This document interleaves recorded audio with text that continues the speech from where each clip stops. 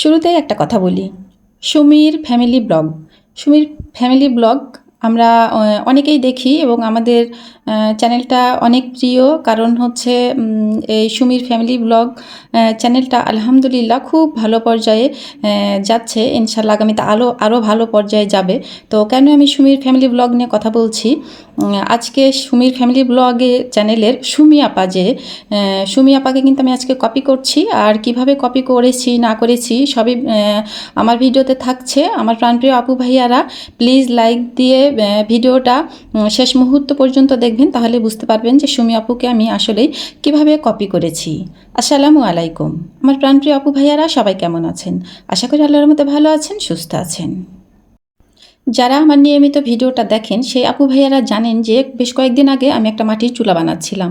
তো সেই মাটির চুলাটা ফাইনালি আজকে বানানো শেষ হয়েছে। আর এই কয়েকদিনের মধ্যে সেই চুলাটা যে আমি কতবার ভেঙেছি আর কতবার তৈরি করেছি সেটার হিসাব নেই। কি বলবো, তো যাই হোক, চুলাটা আমি একটু দেখিয়ে নিলাম যে চুলাটা আসলে ফাইনালি কতটা আমি কমপ্লিট করেছি সেটাই। তো এখন আমাকে যেহেতু দুপুরের জন্য রান্নাবান্না করতে হবে, তাহলে আমি আমার রান্নাঘরে চলে আসলাম রান্নাবান্না করতে। একেবারেই আজকে একটাই সবজি রান্না করব, শুধু এই ডাল দিয়ে। কারণ আজকে আর অন্য কোনো কিছু রান্না করছি না। আর আজকে যেহেতু অনেক কাজ করব, তাই খুব বেশি রান্নাবান্না শেয়ারও করছি না। তো এখানে আমি ডালটা ভিজিয়ে রেখেছিলাম, মসুরের ডাল, সেটা ভালো করে পরিষ্কার করে নিচ্ছি। আর এই মসুরের ডাল রান্না করতে তো আমার বেশ প্যারা হচ্ছে, কারণ আরও একবার যাতায়াতে ডলতে যেতে হবে বা কাউকে দিতে হবে, সেটা এখনও আমার হয়ে ওঠেনি। তার জন্য এরকম আমার খুবই সমস্যা হচ্ছে। তো এখানে আমি কিন্তু ঝিঙ্গা আর মূলা কেটে নিয়েছি, আর ঝিঙ্গা মূলার সাথে কিন্তু এই মসুরের ডাল দিয়ে দিচ্ছি, দিয়ে আমি সুন্দর একটা সবজি রান্না করব। আর এই সবজিটা কিন্তু খেতে খুব ভালো লাগে। আরও অনেক রকমের কিন্তু সবজি দেওয়া যেতে পারতো। তো আমার বাড়িতে যেহেতু এই দুই রকমেরই সবজি ছিল, তাই এই দুটাই দিয়েছি। আপনাদের যদি কারো এইরকমভাবে খেতে ইচ্ছা করে, তাহলে ঘরে আরও যে সব সবজি থাকবে সেগুলো সবই দিতে পারবেন, কোনো সমস্যা নেই। আর এই রকম করে যদি সবজি রান্না করা যায় তাহলে কিন্তু সবজি খেতে ভীষণ ভালো লাগে। আমার পরিবারে এই রকম সবজিটা আমার ছেলে, আমার হাজব্যান্ড, ওরা সবাই খুব পছন্দ করে। আমার আহাজ্জু বাইরেরা আসলে খুব পছন্দের এটা একটা সবজি। ডাল দিয়ে রান্না করলে ওরা খুব স্বাচ্ছন্দ্যে খায়। তো সব কিছু দিয়ে আমি সেদ্ধ কিন্তু বসিয়ে দিয়েছি আলহামদুলিল্লাহ। এই সবজি সেদ্ধ হতে খুব বেশি সময় লাগে না, একদম পানি পানি নরম সবজি, ঝিঙ্গা মূলা। তো সেদ্ধ করা হয়ে গেছে। আর এই ফাঁকে কিন্তু আমি ভাতও বসিয়ে দিব।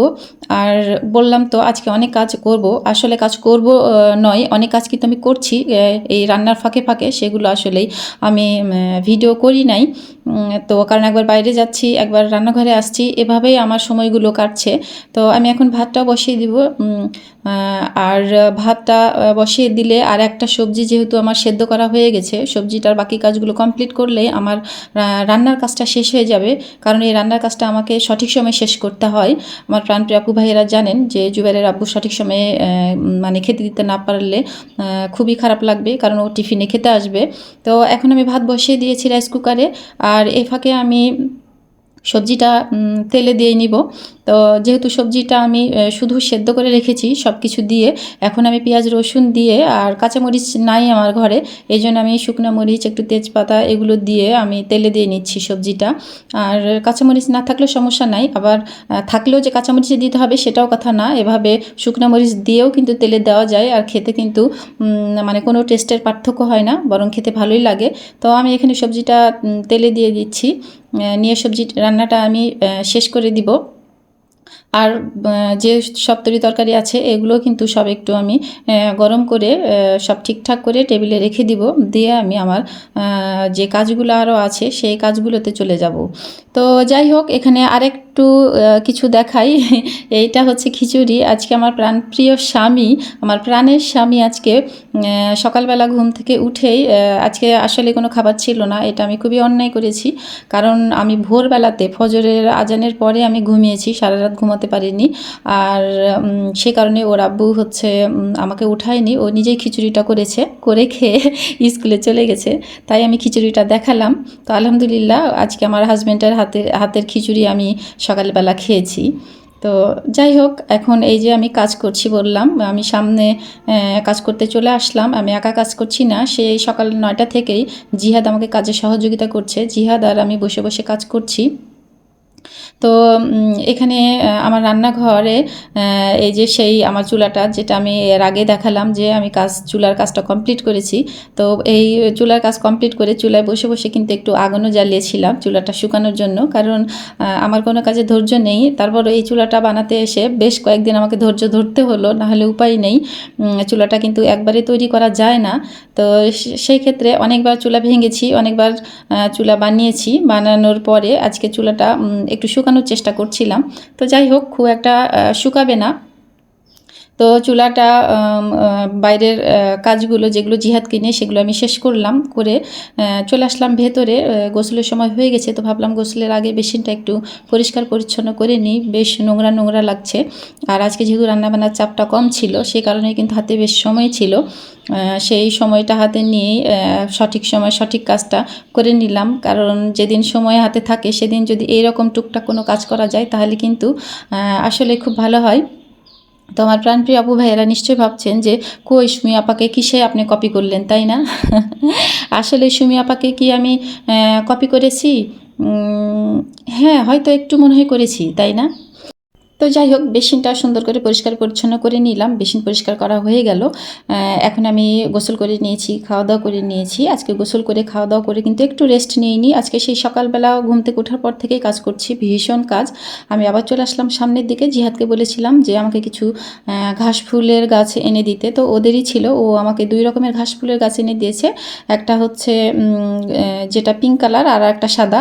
তো আমি এখন এই গাছগুলো ছোট ছোট করে ভেঙে নিচ্ছি, নিয়ে আমার টবে লাগাবো। স্রেফ 2টা টবে লাগাবো, আর বাকি টবগুলো সবই ফাঁকা আছে, কোনো গাছ এখনও লাগাইনি।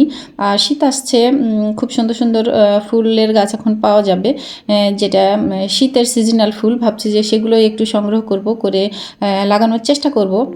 তো যাই হোক, টাকা পয়সা খরচ ওভাবে করতে চাইছি না, পর্যাপ্ত পরিমাণ গাছ কিনে নিয়ে এসে লাগিয়ে। তো যাই হোক, যদি একটু চেয়ে চিনতে পাই কারো কাছে, সেই চেষ্টাটাই করছি।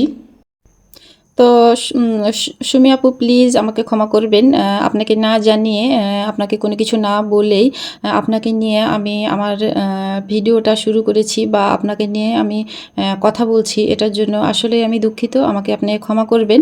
আসলেই আমি সুমি আপুকে কপি করি নাই। আসলেই কপি কি আর আসলে ওভাবে কখনো কাউকে করা যায়? আর এই কপি নিয়ে কিন্তু ইউটিউবে কিন্তু আমি অনেক কথা শুনি যে এ অমুককে নিয়ে কপি করেছে, সে তমুককে নিয়ে কপি করেছে। কপি আসলে করলে কি হয়? যাকে নিয়ে আমি কপি করব তার ভিউ কি আমি নিয়ে নিব? কখনো না। সে তো আলহামদুলিল্লাহ ওপরে উঠে গেছে, বা সে ভালো কিছু করে, তার ভালো ভিউ হয় বলেই কিন্তু কেউ কাউকে অনুসরণ করে, কপি আসলে করে না। তো এটাই হয়তো খুব বেশি হলে এটা হবে যে সুমি আপু বেশ ভালো পর্যায়ে গেছে, সুমি আপুকে নিয়ে হয়তো আমি কিছু বললাম বা কিছু দেখালাম, বা সেই রিলেটেড কিছু দেখালে আমার হয়তো ভিউটা ভালো হবে। আমি কি সুমি আপুর ভিউ নিয়ে নিব? কখনো না।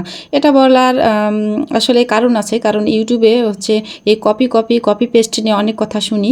তো যাই হোক সুমি আপু, আমি আপনাকে নিয়ে একটুও কপি করিনি। আমার অনেক আগের ভিডিওতে আমার এই রান্নাঘরের ভিডিও আছে বলতে আমি রান্নাঘরে রান্না করতাম, এই ভিডিওগুলো আছে। তো যেহেতু সুমি আপু গ্রামের ভিডিও দেয়, আমিও গ্রামেই থাকি, আমারও গ্রামের ভিডিও আমি দেই, সে কারণেই হয়তো একটু কোনো কারণে মিলে যেতে পারে। তবে হ্যাঁ, আমি চেষ্টা করছি সুমি আপু, আপনার মতো অত সুন্দর রান্নাঘরটা আমার তো ধারের কাছেও না। আপনার খুবই সুন্দর রান্নাঘর, তবে আমি আমার সাধ্যমতো চেষ্টা করছি আমার রান্নাঘরটাকে একটু সুন্দর করার, যেহেতু আমি রান্নাঘরেই মাঝে মাঝে রান্না করতে আসি, সেই কারণ থেকেই। তো যাই হোক, আমার প্রাণপ্রিয় আপুরা, কেউ আমাকে ভুল বুঝবেন না, আমি আসলে সুমি আপুকে কপি করি নাই। কথাটা আমি জাস্ট একটু মজা করে বলেছিলাম, এই আর কি। তো চারিদিক থেকে কিন্তু আমি আমার রান্নাঘরটা ফুলের টব দিয়ে সাজিয়ে রেখেছি। সুযোগ সুবিধা মতো ফুলের গাছ লাগাবো ইনশাআল্লাহ। আর আমার সামনের দিকে কুমড়ো গাছ ছিল, সেই কুমড়ো গাছগুলো উঠিয়ে দিয়ে কিন্তু আমি জায়গাটা পরিষ্কার করে নিয়েছি, কারণ কুমড়ো গাছটা অনেক আগে হয়েছিল, ওইটাকে আর রাখা যাবে না, খুব ভালো হচ্ছিল না, সে কারণেই ফাঁকা করে দিয়েছি। আর এই যেখানে লাউ গাছ লাগিয়েছি আলহামদুলিল্লাহ, এই লাউ গাছটাও হচ্ছে ডগা ছেড়েছে, ওপরে উঠে যাচ্ছে। আর এই কাজগুলোতে কিন্তু মানে যে গাছগুলো লাগাই, যে যত্নগুলো করি, এটা তো একেবারে জুবাইরের আব্বু আমাকে সহযোগিতা করে, আমি একা একা কোনো কিছুই করি না। আর এখানে আরও কিছু কাজ বাকি আছে সামনের দিকে, সেই কাজগুলো সামনে ছুটিতে করব। জিহাদকে বলে রেখেছি, জিহাদকে সাথে করেই করব কাজগুলো, যদি সুযোগ হয় তাহলে অবশ্যই আমার আপু ভাইয়াদের সাথে শেয়ার করব। আর এই সাইডে তো এই যে বেগুনের গাছগুলো লাগিয়েছিলাম, আলহামদুলিল্লাহ বেগুনের গাছগুলো বেশ বড় হয়ে গেছে, ফুলও আসছে। আল্লাহর হুকুম হলেই বেগুন হয়তো ধরবে। আর এই জায়গাগুলোতে প্রচুর ঘাস হয়, এই ঘাসগুলো পরিষ্কার করাটা খুবই একটা প্যারা।